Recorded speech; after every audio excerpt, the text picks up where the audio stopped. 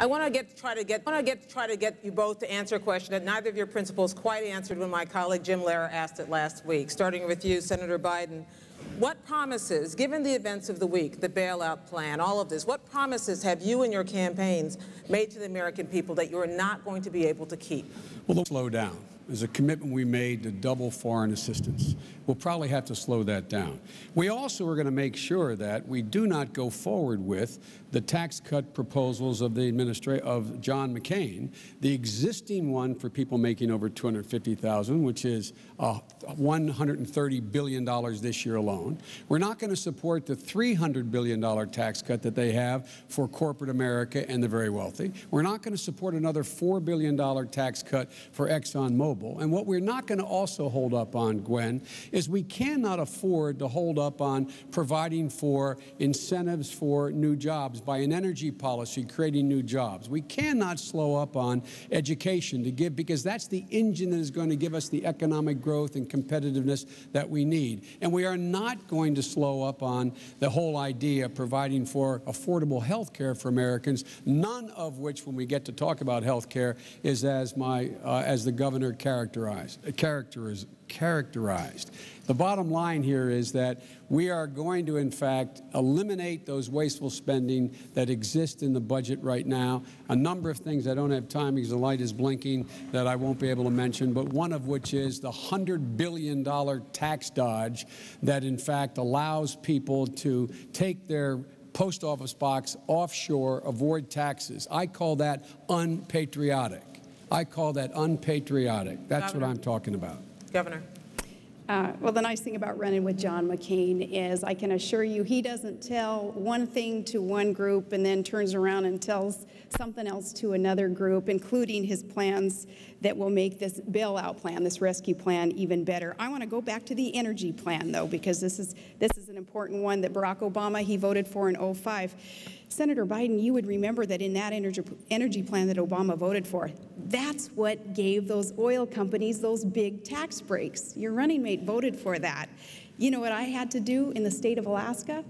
I had to take on those oil companies and tell them, no, any of the greed there that has been kind of instrumental, I guess, in their mode of operation, that wasn't going to happen in my state, and that's why Tillerson at Exxon and Mulva at ConocoPhillips, bless their hearts, they're doing what they need to do as corporate CEOs, but they're not my biggest fans, because what I had to do up there in Alaska was to break up a monopoly up there and say, the people are going to come first, and we're going to make sure that we have value given to the people of Alaska with those resources, and those huge tax breaks aren't coming to the big multinational corporations anymore, not when it adversely affects the people who live in a state, and in this case, in a country, who should be benefiting at the same time. So it was Barack Obama who voted for that energy plan that gave those tax breaks to the oil companies that I then had to turn around as a governor of an energy-producing state and kind of undo in my own area of expertise, and that's energy. So, Governor, as Vice President, there is nothing that you have promised as a candidate that you wouldn't take off the table because of this financial crisis we're in?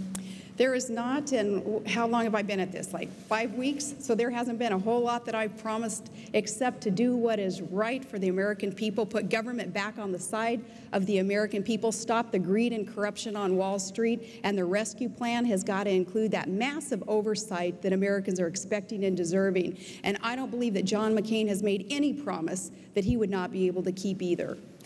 Senator. Again, let's talk about the tax breaks. Barack Obama voted for an energy bill because for the first time it had real support for alternative energy. When there were separate votes on eliminating the tax breaks for the oil companies, Barack Obama voted to eliminate them. John did not. And let me just ask a rhetorical question.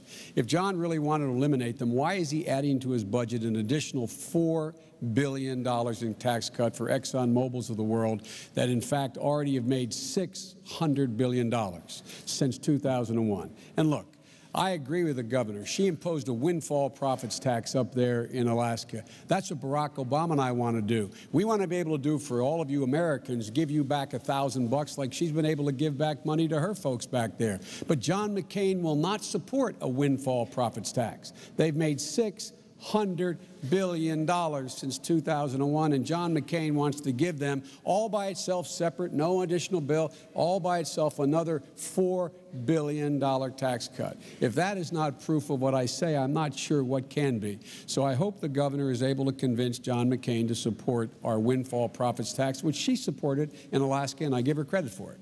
Next question, Governor Palin, still on the economy. Last year, Congress passed a bill that would make it more difficult for debt-strapped mortgage holders to declare bankruptcy, to get out from under that debt. This is something that John McCain supported. Would you have?